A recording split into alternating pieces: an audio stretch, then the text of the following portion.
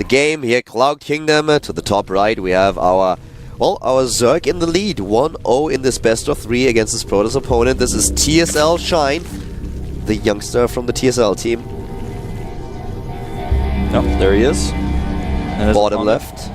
He's not shy anymore because now he is SOS. There he is. And will he make... No, he's going to make the pile on the low ground this time.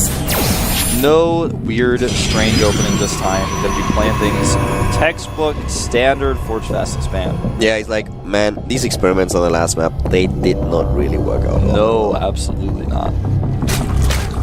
Younghwa's in the studio, by the way. He's been playing a little bit later on. He is looking in high spirits. He's been kind of like walking around the studio with this big smile on his face. It's like he's got something exciting that he's going to plan to do or something. I'm not exactly sure why it is. Yeah, Younghwa is up against Squirtle that we also already saw in the studio. Actually just walked past us. I was preparing in the booth earlier.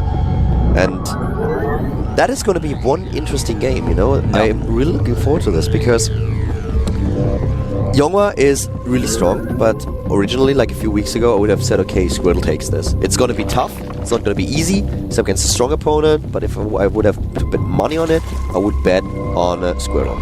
But these days, Squirtle always seems to fall a little bit short when he participates in a tournament, and you just have certain standards and certain expectations when you hear about Squirtle. This was the guy who faced MVP in this legendary GSL series in the finals, and also these epic games. MVP in an epic match in the GSTL back in the day as well. Yeah, so this guy is so good and was also said to be the best Protoss player in Korea for quite a while. But now you have these expectations, and when he participates in a tournament, he's just not able to perform. He falls a little bit short of what you would expect most of the time. Does not make him a bad player by any means, but it's just like a bit of different level. So I feel like the match between Younghwa and Squirtle is going to be a really, really interesting one. Yeah, I think it will be as well. I'm really excited to see what the strategies he's got planned are. Both of them, Squirtle and Younghwa. PvP is one of those matchups where strategy really plays into things for certain maps and how you execute your build. There's a lot of micro involved. It's a very cutthroat matchup, I feel. Almost more so than ZVZ. Some people would argue. And I think they're both pretty close, really similar. Now, while we have these Forge Fast Expands going out, and the third hatchery's attempted to be taken here, I want to say I played a little bit of Heart of the Swarm last night. It's the first time I was able to finally play games without getting dropped. I only played 2. But I gotta say, these new units, these new Protoss units, I play as Protoss, especially because I want to try the new Stargate units. The new Void Ray with its charge-up ability is so strong. I had 2 Void Rays at the start attacking a gateway, and then I press the ability and the gateway just like explodes instantly, basically. I'm like, whoa. Like, that's really scary. That's only 2 Void Rays. And then I have my Oracles coming through, and I'm like being chased, so I use a Time Warp, and they're like all slowed, and then my other Oracles come in and turn on their ability to start shooting. They do so much damage. I'm freaking out, man. I think Stargate play might be really strong in Heart of the Swarm. Against Zerg especially, I feel. Well, there will certainly be a lot of changes before the game comes out, but still, it's good to hear that Blizzard is doing a lot of good steps these days. The updates that they have been releasing are looking really interesting. They're definitely going to want to make some extra queens, though, I recommend. If you're playing the beta. That's fine.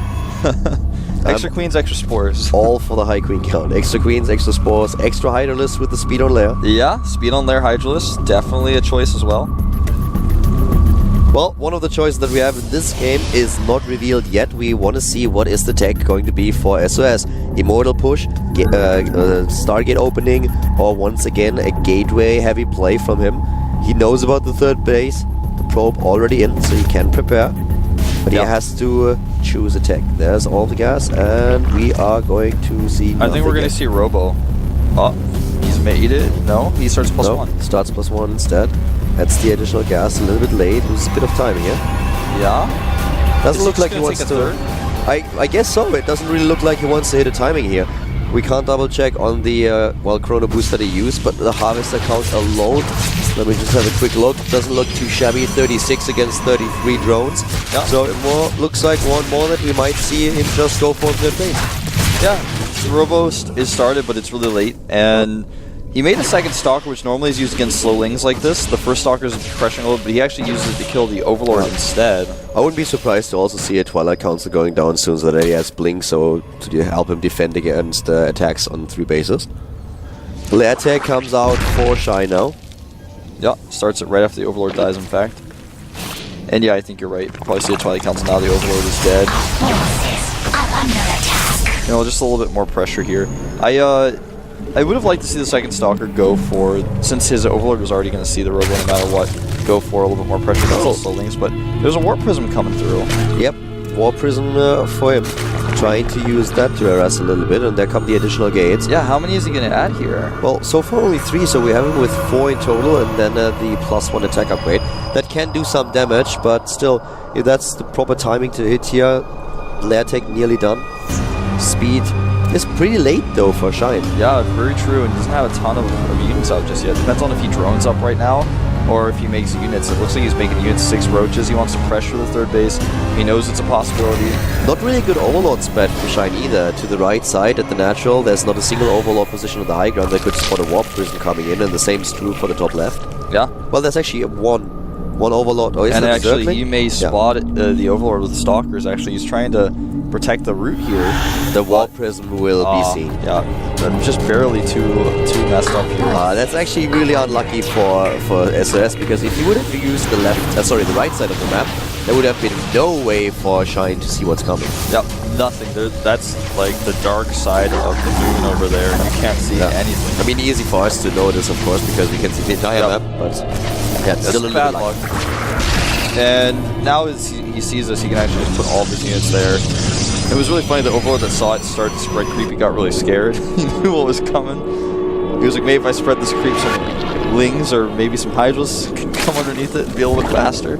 This Overlord is genius, though. It's the only thing that spots this, and now he's got everything in position. Third base, Twilight Council on the production tab, as well as the first Immortals. Here come a few Stalkers fighting against Roaches and picking up at least 2 of the drones. Yeah, but not a lot of happening here. Yeah. I mean, he's trying to occupy him a little bit. This gives him the time to get his own third base, but we'll see if that's really successful enough. Exactly. Warp Prism is always a threat, and you know, this could have done a lot more, but like you said, it doesn't really change the fact that this keeps him occupied. Warp Prism is just trying to find an opening right now, floating back and forth. And of course, the third base getting close to completion. The Immortals, as you mentioned as well, already on the way. +2 a little bit slow here, but he starts the second forge, and actually he's now doing double upgrades, which I really like. This is something that not everybody's doing. Some people started doing it for a while, fell out of style again, and now it's coming back. I can still remember the times when the Protoss upgrades were actually more expensive.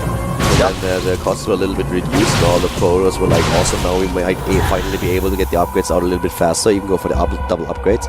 Especially against Zerg, against Tyranid was a little bit more common even back then. Yeah. By the way, I love this Warp Prism usage to pick off creep. We see players do this sometimes with Stalkers. Sometimes we see it with Void Rays as well, if a player goes for Stargate instead of Robo. And right now, Shine doesn't have enough force to really pressure the third base. He has enough to defend his fourth, though, at least for now. Shine must feel pretty good, though, with the lead that he has in total, and now also a lot of harvesters here, going up to 78, a fourth base that is now done. Him having the Infestors that buys you the time that you need. Oops, one Stalker was a bit slow for the Warp Prism pickup. Yeah, he's luckily survives there. 11 additional drones. He's really droning up like crazy. That means that he will have so many drones that army supply is going to be an issue. He will use a lot of them, though, for Spine Crawlers and Spore Crawlers. You know, if SOS wanted to, he could actually move out across the map and do some real damage with the Immortals he's got with +2 upgrades. I don't think he realizes he has that time, because he can't tell if drones have been made, really. If he flies a Warp Prism over and sees the saturation on the fourth base, he might be able to figure it out, but it's hard for him to know. And also the additional drones? Yeah. What? That's a lot. And now he starts some spines. He's going to need them. But that's 102 drones. Yeah, that's kind of crazy. Down to 97 now that he started a few additional Spine Crawlers, but still, he has to get a lot of Spine Crawlers to open up supply later. For a small time window, that's actually what you can do, especially in this matchup. You want to get a high drone count, you want to have a sick economy, build that bank, and then buy yourself time with a lot of Spine Crawlers, some Spore Crawlers maybe even. But he needs to make sure that he is able to get enough army supply later on. I'm a little concerned about the lack of... now he's getting a Temple Archive, but I'm a little concerned about the lack of Colossi in this game as well. Temple Archive can help deal with Infestors, but it's not always the right choice, I feel. You need to have something that can just zone them out a little bit better. The range of Colossi is exactly what you need for that. So with Storm, yeah, you can also try to pull it through, but it's so much more difficult. No fourth phase just yet for SOS, but it looks like he's about to take one. We have Overlord drops with research for Shine, and that's something that TSL Zergs have shown in all stages of the game, from mid-game to late game. He has a crazy amount of spine crawlers. He just built 11 additional ones to the, I think, 8 that he already had. He has at about 20 spine crawlers now, even building more. His hive tech is nearly complete, even going for the drop play now. I feel like SOS is making a bit of a mistake leaving Shine this much time. I think so. He needs to get in there and do something. I really thought he could have hit a timing earlier with his Immortals. Now he's got the same amount of Immortals, but a few more Stalkers. He still has to be careful about those Infestors since he doesn't have Colossi.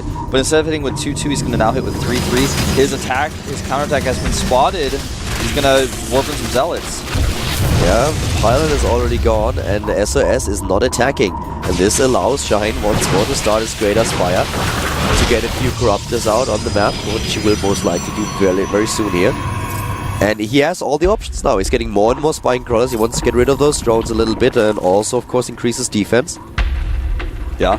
The counterattack, I think, is easily defended with a few warpins. He needs to just go for the attack. He can't keep turning around like this if he wants to actually be successful with a push. If he wants to take a fourth phase, that's something else entirely. But he didn't warp in units here either. He's going to lose a lot of probes. He's going to lose probably all of them, and I don't know if he can break through this many spines, but the force fields are good, zoning out the Baneleys, and the Infestors can't really connect right now. And the force fields are great, but there are so many spine crawlers, and they do damage. And now suddenly there are also the Infested Terrans, while at the bottom left, the Zerglings still take down probe after probe. Most of them are already gone, and the Zealots are still doing damage. Yep. The Roaches may actually get this Nexus if he targets it. A few more Zealots being warped in back at home. But this also takes away from the momentum of the attack. Yeah. He can't warp in units at the front. Good force fields again though, and the Infestor range for the Fungal has been reduced with the last patch, so it's a little bit harder to actually get in there in Fungal, but he still manages to get through with these Zerglings now. And SOS, even though he's got a supply lead right now, has a little bit of problems defending his army. Yeah, indeed he does. He still has the bank warp in units, and, well, Shine's running out of spine crawlers, and look at that in the main base. A warp in, there we see, and, well, there is the rest of Shine's army. Darting in and trying to save what's there to save, but at the left side of the map, the fourth base is going down, and suddenly this game is a little bit out of control for Shine. Yeah, Shine does not... Did he actually lose his Spire already? I think that those Zealots that we just saw on the screen to the top right in the main base did a lot more damage than we just witnessed. I mean, look at this. Everything is gone there. Even the Extractors are gone. They must have been attacking for quite a while. Yeah, I can't check right now to see if he has the Spire still or not, but it looks like it's gone. I can't find any trace of it. And this looks like this may be the final blow.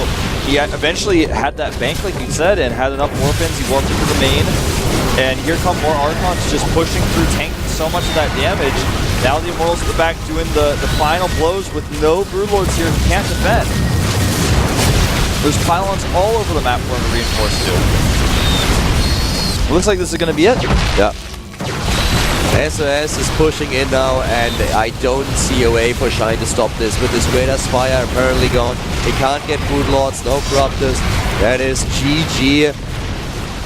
1-1 in the series. Yep, 1-1 indeed, and you know, we talked to the coach, and you know, I don't want to talk about this, you know, too much further, but he says, oh, he's not that good in this matchup, but when he played a game where all he had to do is defend and attack, he did fine. He defended that early attack. It was kind of a strange one, but in this case, in game number 2, when he had to play the late game, he did seem a little bit shaky, even though SOS's play, I feel, wasn't as crisp as some of the better Pro players we have in Code. I feel like Shine's biggest problem was definitely this Warp Prism attack in the main base at the top right. This seemed to have done a lot of damage. We caught that late on camera, but I feel that this was the thing that really brought SS back into the game. Shine lost so much, and he never had the chance to get Broodlords into the picture.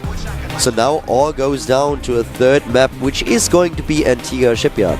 Antigua Shipyard will be map number 3 in this game. And then we're going to find out who's going to advance to the third round of Code A. If it's going to be Shine or if it's going to be SOS.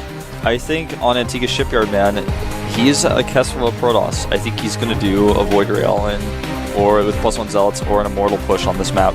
It's just too tempting. These are Kesselpros. Kesselpros have been known to do these types of pushes.